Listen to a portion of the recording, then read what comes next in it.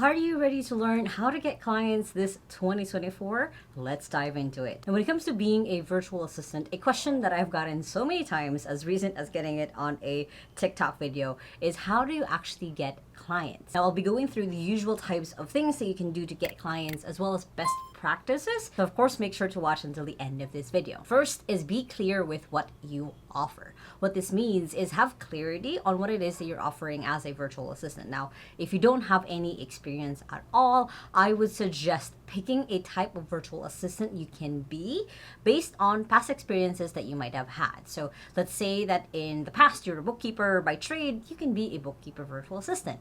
If let's say you've had project management as a background, you can be a project manager VA. So try to look at what you've done in the past, whether that was in work or even in school. Like if you managed your organization's Facebook page or social media, you can be a social media VA. Whatever it is that you do have some semblance of familiarity with, you can be that kind of virtual assistant. Now, what you offer is basically what are you willing to do for your client? So let's say you did pick being a social media virtual assistant. So how many Facebook posts is that? Are you going to create their content calendar? Are you going to manage engagement and comments? A very quick way to know what you can offer is to look at other virtual assistants who post their offer on their websites or on their portfolio, so you have a better sense of what it is. It is basically just what are you willing to do with your client or for your client to build them up, so then of course there's that value exchange that they will want to work with you. Next is be clear on who you want to work with. Now this is basically if you could work with anyone else, what kind of industry, what kind of niche are they in? So for example, for me, when I was starting out as a writer almost 13 years ago now, I started with people who were authors because I love reading fiction books, so it was the niche that I already had some knowledge in. So what is a niche or industry that you might have already some prior knowledge in, that you can definitely just have an insight basically on what their struggles are and how you can help them. Next is basically create your funnel. So what it is have a general way to get people who might be interested in your service basically as a virtual assistant to actually getting them to be an ongoing client. So as a really good example for us at 2XU, a big part of the beginning part of that funnel as we try to just capture attention are these YouTube videos. We have blog posts as well. We have social media. These are the way that we capture attention. Now we convert people by asking them to take our scorecard, downloading one of our PDFs, or signing up for our newsletter, and then we engage with them until to the point they want to book a call with us. So that's our own funnel. So start to imagine what would that look like for you.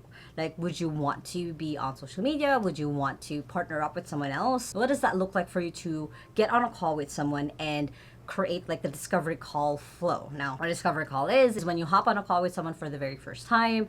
How do you get to know what their needs are? How do you get to know if you guys are a match? How would you know if they actually need your services? And making sure that you filter out people who might not work out in the long run just because they're not actually a match for what it is that you do. So that is basically what creating your funnel is you just looking at very like just don't go into too much specifics because you want to test and try and see what works. But create a way that you can see basically like, oh, they're on this stage of my funnel. They're in this stage of my funnel until you get to the point like now they're an ongoing client within your services. Next is creating your portfolio or your platform. So what it is basically a way for potential clients to have a way to get to know you and what it is that you do without even hopping on the call just yet. Just a general overview of the services that you offer, what you've done before, if you've done this with other people before, maybe reviews and testimonials that you have. And even if you think that you are doing more of an admin work and there's not really a portfolio to create, you can show off basically your knowledge by creating articles or knowledge bases or PDFs or freebies basically that you can give to other people to showcase that you can do what it is that you can do. So as a really good example, let's say you are an admin virtual assistant, you can create a blog posts of 15 tasks that an admin virtual assistant can do. So creating things like that where you are able to give them an idea of like, oh, this is what so-and-so can do for me. So for example, like for us at 2XU, we have a list of 200 plus tasks that a virtual assistant can do. So that gives our potential clients the insight of what a virtual assistant can do for them and why 2XU can help them through that path. So basically create a way that your clients, your potential clients can get to know you even just a little bit better, and then showcasing your expertise in some way. Now that we've gone through a little bit of the basics, so how can you actually get clients, or where do you find clients? First is to just the usual job sites. So I got this question the other day where, where can you actually find jobs nowadays? It's, marketplace is too noisy, blah, blah, blah.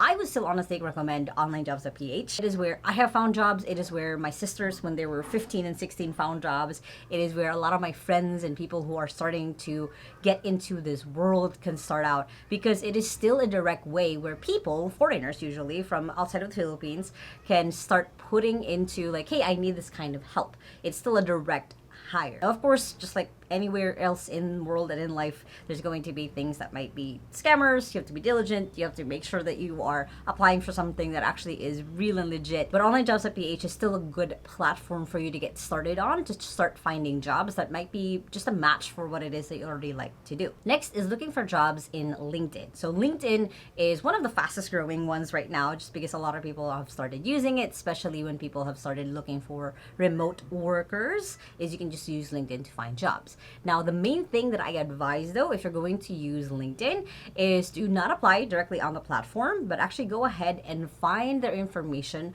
on their website, wherever else, and find a direct listing maybe on their website, and then email that person. Instead of just going through and being another notch, basically, of applicants on LinkedIn, you can differentiate yourself by researching that company, looking them up, and then even customizing the email that you send them of like, hey, I found you on LinkedIn. This is what I can do for your company based on, currently where your company is at. Next is, of course, there's Upwork. Now, Upwork, I don't have a lot of experience in, honestly, just because I have been telling people not to go there. There's not really a need to go there if you can find other ways to get clients, basically. Now, Upwork is another really good job marketplace if you are getting started, if you are trying to get your foot on the ground. However, I recommend that if you find them on Upwork, try to find them somewhere else.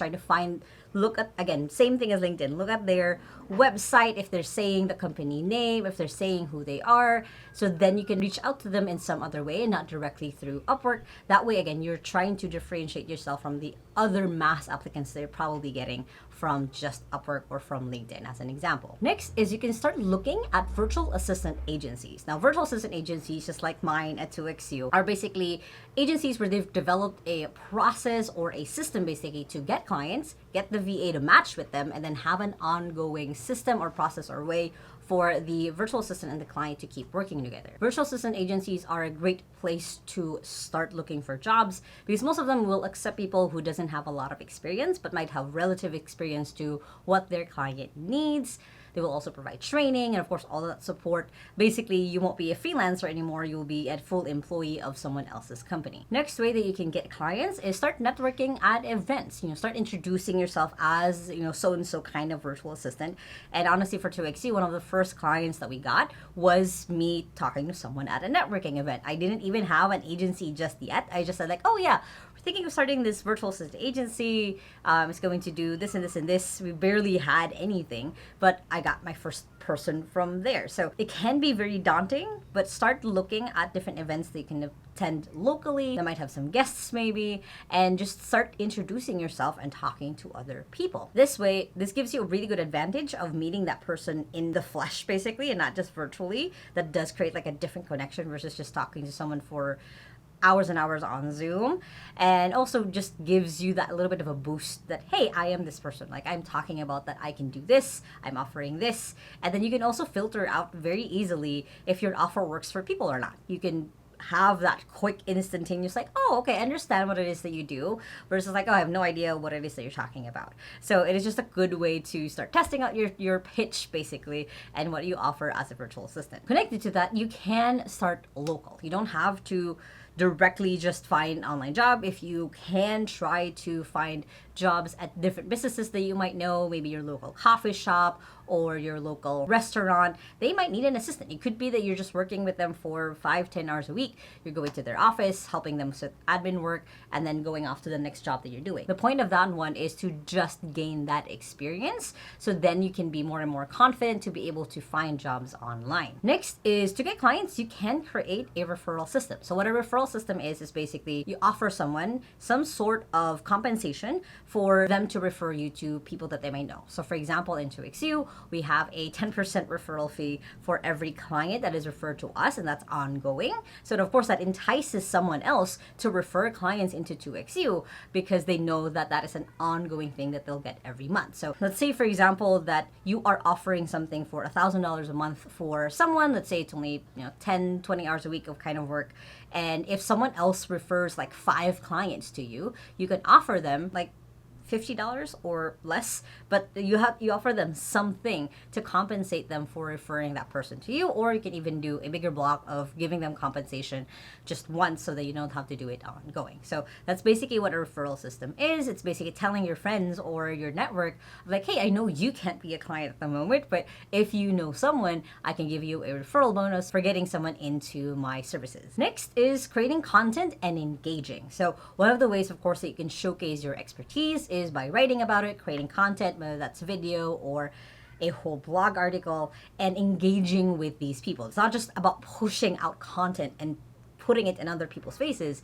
It's also making sure that you engage with them. So it's commenting on people's posts. So it's helping them get some value that they've been looking for. So if someone's asking for an opinion or a question or is struggling with something that is related maybe to your field, maybe not, but you can help them in some way that shows your expertise, that shows that you're real, that shows that you're a person and not just someone who just keeps pushing out content. Next, of course, I've saved kind of this a little bit as the last way that you can try to get clients. It's just to direct outreach. Now, direct outreach is pulling up lists from places like LinkedIn and looking for the specific person that you are trying to get hired for. So remember all the way back, we said try to get clear on your ideal client. Let's say for me, if I wanted to start out again, I wanted to target fiction authors, I would go into LinkedIn and look for fiction authors on there. And I would start grabbing the names, the email addresses, and something interesting that they might have just done recently. So I'll go look at their activity as well. And then I will draft up basically an email of like, hello, saw that you did this and this and this, you just published your book, blah, blah, blah. Would you be interested in having a virtual assistant who can help you manage X, Y, and Z? So that is what direct outreach is. It's basically just reaching out directly to people who might not really need your services, but you're willing to risk it just in case that they are interested in working with someone just like you. Now, what are best practices when it comes to getting clients, especially in 2024? First one is track and follow up.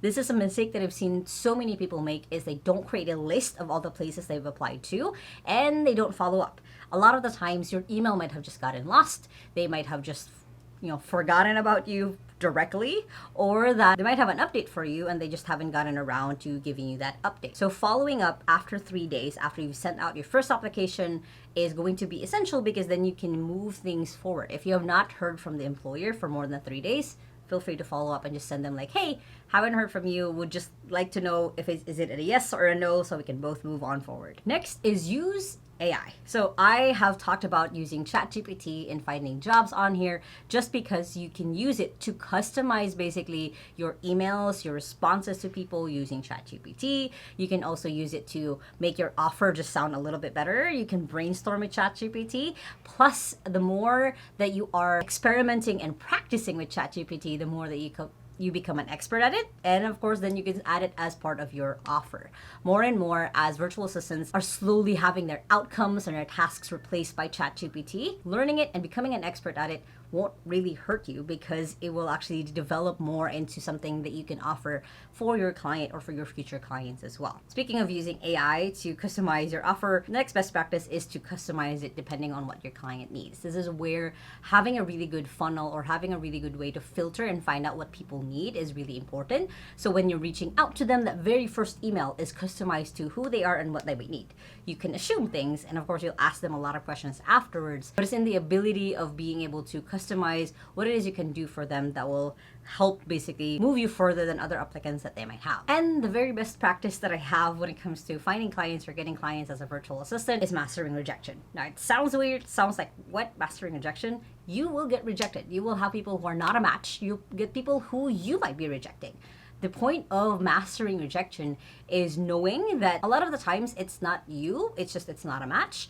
A lot of times it's not you, it's just that when you present your offer, it was confusing, it wasn't clear to them, it wasn't giving them value. It is the practice basically of getting better and better at selling yourself, because selling doesn't stop once you have your client. It'll be an ongoing thing. You're constantly selling who you are to your client and giving them value in exchange for, what it is that they offer to you. So mastering rejection is not just when you are trying to find clients, it also is an ongoing thing as you're working with your clients. So it's really a good way for you to just develop a little bit of a thick skin and also to keep getting better and better at your offer of what it is that you do, and to know basically what are the lapses or things that you can do better moving forward. I have my fingers crossed for you guys to finding a client. And if you guys like this video, of course, make sure to hit the thumbs up button right there and comment below what are the ways that you've gotten clients. I would love to know. And if you still haven't yet, make sure to hit the subscribe button right there so you don't miss any of my videos every Sunday and Thursday on how to work from home and how to have a business from home, which you guys can check out those two playlists right here